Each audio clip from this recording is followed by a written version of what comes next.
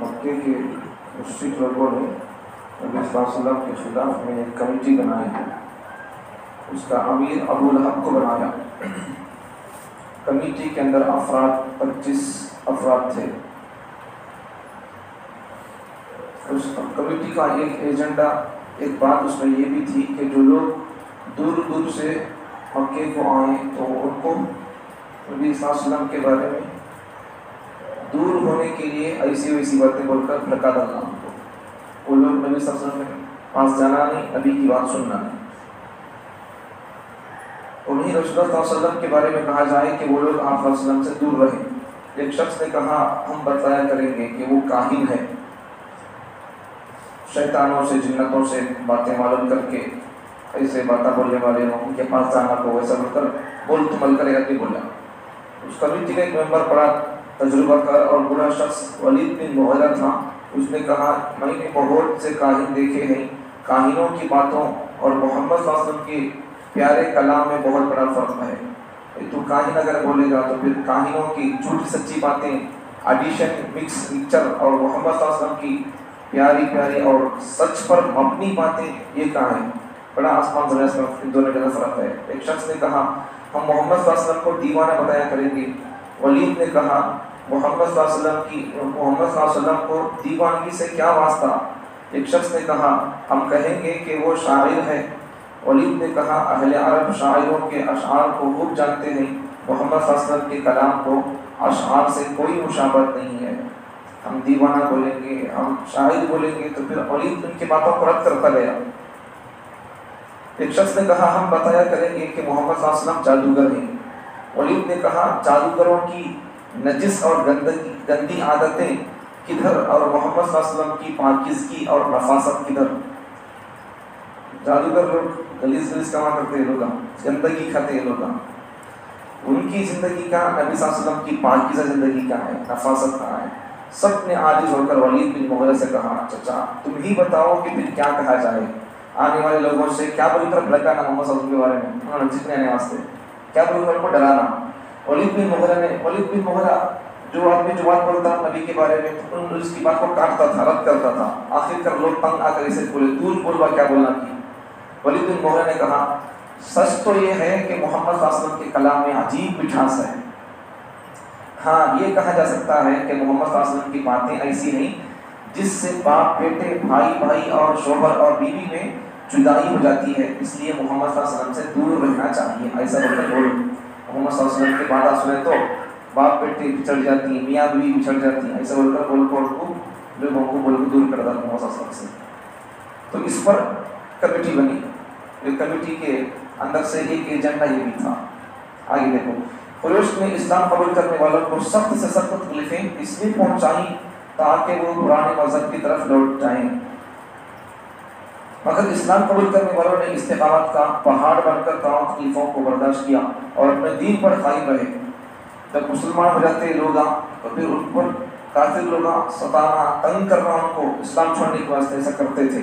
لیکن وہ مسلمان لوگ بھی جان دیتے تھے کہ تکلیف کے سامنے رکھ کر ایمان چھوڑتے نہیں تھے. اور بلال رضی اللہ عنہ امیہ بن خلف کے غلام تھے. جب امیہ بن خلف کو معلوم ہوا کہ حضرت بلال مسلمان ہو چکے ہیں تو اس نے حضرت بلال رضی اللہ عنہ کو طرح طرح کی تکلیفیں دینی شروع کی. حضرت بلال رضی اللہ عنہ کی گردن میں رسی ڈال کر لڑکوں کے ہاتھ میں دے دیتا اور یہ لڑکے حضرت بلال رضی اللہ عنہ کو مکے کی پہاڑیوں میں لے گئے تھے. رسی کا نشان گردن پر پڑ جاتا تو بچوں کو ان کی گردن میں رسی باندھ کر بچوں کو دے دیتا. امیہ بن خلف لڑکیوں کو لے کر پھرتے تھے. حضرت بلال رضی اللہ عنہ کی گردن میں نشان تک پڑ جاتا تھا رسی کا. مکے کی وادی کی گرم ریت پر انہیں لٹا دیا جاتا اور گرم گرم پتھر ان کے سینے پر رکھ دیا جاتا. ان کے دونوں بازوؤں کو باندھ کر ان کو لکڑیوں سے پیٹا جاتا، انہیں دھوپ میں بٹھایا جاتا اور بھوکا رکھا جاتا. یہ سب تکلیفیں کئی کو اسلام چھوڑنا بول کر. حضرت بلال رضی اللہ عنہ پر توحید کا سبق غالب تھا، اللہ ایک ہے کا سبق. تو ان تمام تکلیفوں پر ان کی زبان سے کوئی اللہ یہ کہ تمہیں کیا کرتے کرو بابا، میں کیا بولتا نہیں، اللہ ایک چیز بولتا رہتا. زبان سے احد احد، یہ اللہ ایک ہے، اللہ ایک ہے، کہ یہ نعرے ان کی زبان سے جاری رہتے تھے. آخر کار حضرت بلال رضی اللہ عنہ کو حضرت ابوبکر صدیق رضی اللہ عنہ نے خرید کر آزاد کر دیا. دیکھو جب اسلام لاتے تھے تو آج سے لوگ کیسے ستا دیتے تھے. آج ہمارے کو ستا رہا، پھر ہمیں کہیں کو دین پہ نہیں آ رہی، پورے دین پر ہمیں کہیں کو نہیں چل رہے. آج ہمارا حال کیا ہے کہ ایک کوئی کسی ایک کام کو یا پھر کسی ایک فرض کو دین سمجھتے ہی نہیں، پورے دین پر ہمیں نہیں چل رہے. ہمارے کو جو پسند آتا ہے کام تو اسے ہمیں کر رہے. مثال کے طور پر نماز پڑھ رہی تو پھر دوسرا کام نہیں کرتے. بھائی جو اللہ نماز پڑھو بولا، جو پیغمبر نماز پڑھے یا پڑھو بولے، نوز پڑھ رہی حرام سے بچو بول کر، وہی پیغمبر بول رہی داڑھی چھوڑا بول کر میں نہیں چھوڑ رہی. یہ پسند سے کام کر لینا، اپنی پسند کا اپنی طبیعت کو سیٹ ہوئے سر کا ایک کام کر لینا اور ایک کام کو چھوڑ دینا، یہ منافقوں کا نہیں، یہ تو یہودیوں کا مزاج ہے. دین کی باتوں میں، کتاب کی باتوں میں، اللہ رسول کی باتوں میں سے اپنی پسند کی بات کو ایکسپٹ کرنا اور اپنے دل کو پسند نہیں آنے والی باتوں کا ریجیکٹ کرنا، یہ یہودیوں کا مزاج ہے. یہ پہلے پارے میں چاہیے. افتؤمنون ببعض الکتاب وتکفرون ببعض. یہودی لوگوں کا مزاج قرآن بیان کرتا ہے، یہودیوں کی مینٹالٹی قرآن بیان کرتا ہے. افتؤمنون ببعض الکتاب، یہودی لوگ وہ جو اپنے کتاب، ان کی اپنی کتاب کے بارے میں، تورات کے بارے میں، کہ تورات میں سے ان کو جو باتیں اچھی لگتی تھی، پسند آتی تھی، وہ باتوں کو وہ کرتے تھے، ایمان لاتے تھے، مانتے تھے، کرتے تھے. وَتَكْفُرُونَ بِبَعْضٍ، اور جو باتیں ان کی صحیح تھیں لیکن ان کے مزاج کو سٹ نہیں ہوتی تھی، وہ لوگ کیا کرتے تھے؟ اسے انکار کر دیتے تھے. تو یہ نقطہ پوائنٹ قرآن کا، قرآن کی، اسلام کی، حدیث کی، اللہ رسول کی جو باتیں مجھے پسند آئیں میں مانتا ہوں، جو باتیں مجھے پسند نہیں آتے یا پھر میں جن باتوں میں مبتلا ہوں حرام کاریوں کے در، اللہ رسول کی ان باتوں کو انکار کر دینا، ان کو حرام باتوں کو نہیں چھوڑنا، حرام کا نہیں چھوڑنا، یہ یہودیوں کا مزاج ہے. اس سے ہم کو باز آنا چاہیے. تو ہم اگر دین پر عمل کرتے تو کوئی تو مارتا ہوں، پھر کہیں کو بھی دین پر نہیں آ رہی، سمجھ نہیں آ رہا ہے کیا پھر ایسا دور آنا ہے کیا؟ ڈرو نہ کو، یہ دور آ گیا. اب اسلام پر چل تم بولے، مسجد کو آ تو بولے، اب لاتا ماری ہو دشمنا کہیں کوئی ہے. اصل میں یہ سب سسٹم ہے نہیں کیا؟ ہم مسلمانوں کو جگانے کے لیے اللہ کی طرف سے سسٹم آسان ہے. ہم جب صحیح طریقے سے چونکہ نماز کو آتے نہیں تھے، داڑھی رکھتے نہیں تھے، ٹوپیاں پہنتے نہیں تھے، تو اللہ کیا کر دیا؟ دشمنوں کو اللہ پر مسلط کر دیا. تو داڑھی رکھیں گے تم کو مارا جائے گا، تم ٹوپی پہنیں گے تم کو پیٹا جائے گا. ابھی کیا ہے یہ عذاب ہے. اب کیا کرتے ہیں؟ رکھ کر چھوڑتے ہو. اب ہماری مرضی ہے. ایسے صحابہ سے قربانی دے سکتے کیا؟ رکھ کر مارا کھا کو قربانی دینا پھر نہیں تو کیا کرنا ہے؟ وہ حالات آنے سے پہلے ہم اسلام پر پورے کی پورا عمل کرنا ہے. ہماری اختیار ہے.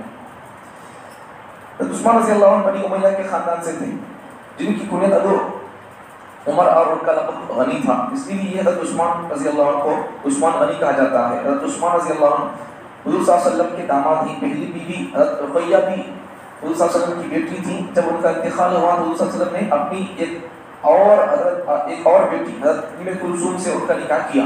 اسی لیے حضرت عثمان رضی اللہ عنہ کو ذو النورین، دو نور والے کہا جاتا ہے. جب حضرت عثمان رضی اللہ عنہ ایمان لائے، حضرت ابوبکر رضی اللہ عنہ کی کوشش تھی، 34 سال کی عمر میں مسلمان ہوئی. 34 سال کی عمر میں عثمان رضی اللہ عنہ ابوبکر رضی اللہ کی کوشش سے مسلمان ہوئی. ہمیں بچپن سے مسلمان ہیں.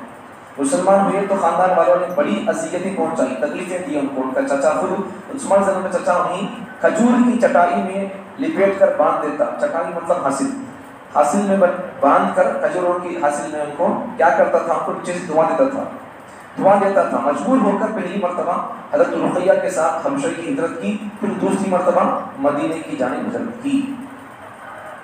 دیکھو صحابہ کا کیسے قربانیاں ہیں، کیسا دین کے لیے قربانیاں کی. ہمیں ایسا کرتی ہی کیا؟ ہمیں ایسا کر سکتے کیا؟ پھر کئی قوم دین پر عمل نہیں کرنا چل رہے ہیں. بالکل اللہ تعالیٰ ہم تمام کو صحابہ کی طرح کی ہم تکلیف ہمیں اٹھاتے کا قول اللہ ہم کو اس زمانے پیدا کیا ہے.